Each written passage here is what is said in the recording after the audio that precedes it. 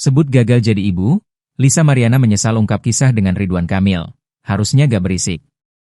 Nada penyesalan keluar dari mulut model Lisa Mariana. Ia merasa tak seharusnya mengungkap semua kisahnya dengan Ridwan Kamil ke publik. Lisa yang awalnya merasa dirinya seolah perempuan lemah hingga memutuskan untuk buka suara ke publik soal cinta terlarangnya dengan Ridwan Kamil, kini mengaku perbuatannya itu tak seharusnya dilakukan. Kini, Lisa hanya bisa pasrah menerima konsekuensi dari perbuatannya. Harusnya nggak usah keluar-keluar, enggak usah berisik.